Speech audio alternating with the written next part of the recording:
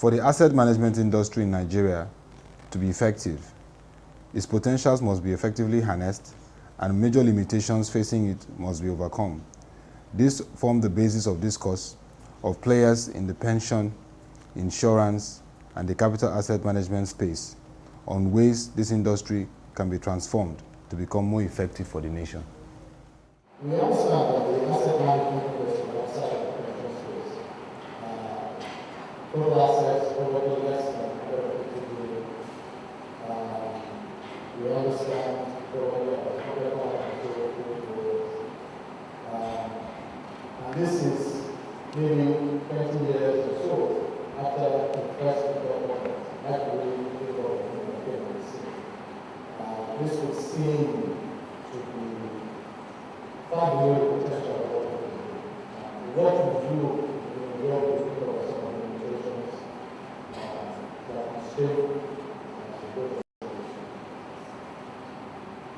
when it comes to investments, human beings are rational, although at times they're rational in the way that behavioral scientists might consider irrational, meaning that they're very miscalculated. They remember their losses much more than they remember their gains. So when people lose money or don't do well, it tends to be a little discouraged to continue to invest. So I think the whole issue of building trust in the industry and all the things that go with that, brand building and so on, is very important. And that then flows into the second issue to raise around education. And then the third one was distribution. Now, the one thing I'll talk about, I think, in which context all this happens, is the regulatory environment and the enabling environment. I think what has happened with the pensions is quite telling. It reminds me of what happened with telecoms, right? When the GSM licenses were done. If you look at telecoms, I think the law was probably passed in 2006 or so. And you look at the growth of that industry, over $20 billion. It's quite remarkable. And it tells us a number of things. One is that Nigeria is not, water doesn't run off Nigeria. If you do the right thing to get the right results. And my sense is that creating an enabling environment for asset management is important. And it used to be a big issue, the including of the funds together.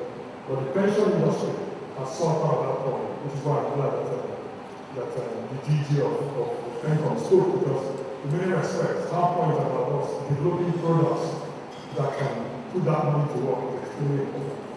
But in my view, the most important issues are around regulation and enabling environment, product innovation, and management in terms of capacity to put the money to work, through viable products and also demonstrating the track record to the investor. And I think I should do that for the industry in general. Anything you would like to add to what I just read was being a player in the long-term space. Anything you would like to this, highlighting the things that can hamper the growth of the industry. I think the major issue here at the industry is investor education. I think I still keep going back to what happened in 07 or 08 is that Templeton said the moment your shoe shine starts telling you what stock to buy, it's the time for the professionals to get out in the market. A lot of people really do not know what they're doing. They possibly still don't. And I still have from a point of experience where you have somebody who you're trying to sell a mutual fund to, and they think they're buying shares of First Bank, right? It becomes into so there is a lot of investor education that needs to happen, right? That is one. The second part of it is professionalism in managing the funds, right?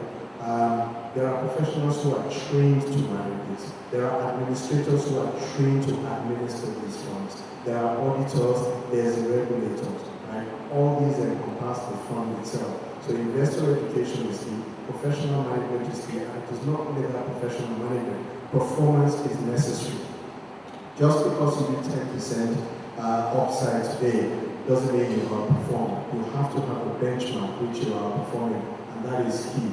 And so from that perspective, I think with the education, with publicity, enabling people to understand that there are savings instruments outside keeping your money in a bank savings account is enough to keep on pushing. Sadiq, there are two institutional investors, including pension space, in the as potential users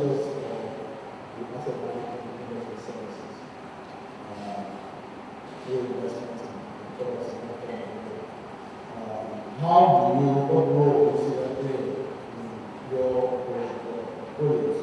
To what extent have you actually used these third-party asset managers in the way that we see in the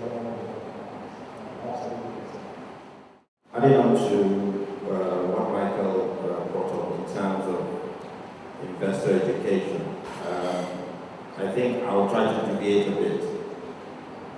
Today, we don't have the kind of products, or the products don't have the depth and breadth that you require to invest pension assets, particularly given the amounts that exist at this point in time.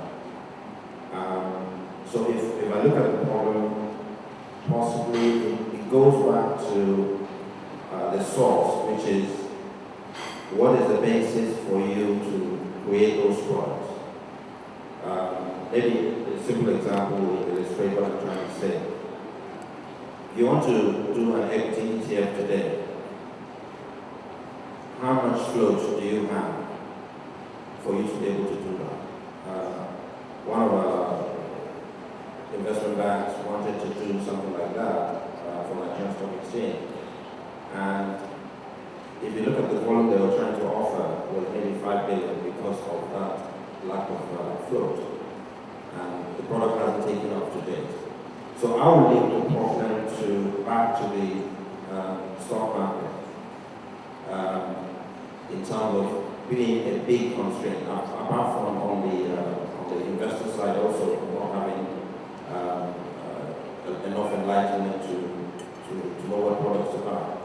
The second issue, the second point I want to make is possibly a nudge from the regulator would kickstart maybe the non-pension industry. The only reason why we have $24 billion in pension today is because of regulation, not because the contributors actually wanted to contribute by themselves, but being forced to contribute. So if there's some regulatory nudge on the non-pension side, possibly that would start the process. One way to do that could be taking out the minimum equity investment that an individual can make, so that you have to go into mutual funds if you have something to work on. Another one, which I can say is possibly happening soon, is maybe minimum equity exposure for pensions, or variable income security, like they're called. So you can have equity exposure or PE exposure or social exposure. I think those kind of things will help to possibly kickstart the process. On the theme of general education, it's important to look at it. When we say education, what do we mean? I would like to approach it from a risk management perspective. How many times have we as asset managers or as financial advisors sat down with our clients and say, this is how you manage your assets. This is how you can diversify your risk. You've got X percentage of your net worth, your house, for instance. Let's put some in collective income stream. Let's put some in fixed income or bond market or money market, whatever it is. I don't think that value proposition is being properly communicated to individuals and say, oh, your total net worth. It's good to have 2 trillion, as someone mentioned earlier, in savings accounts, and 2 to 3% per annum.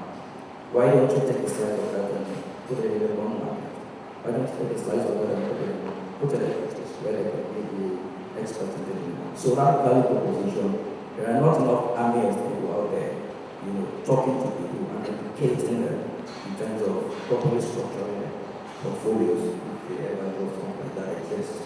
And this can be done on a very, very micro level. You don't have to have billions and millions to have a sophisticated portfolio or investment portfolio. You can do it on basic amounts. And it starts with risk management related to investor education, and not just generic, let's put some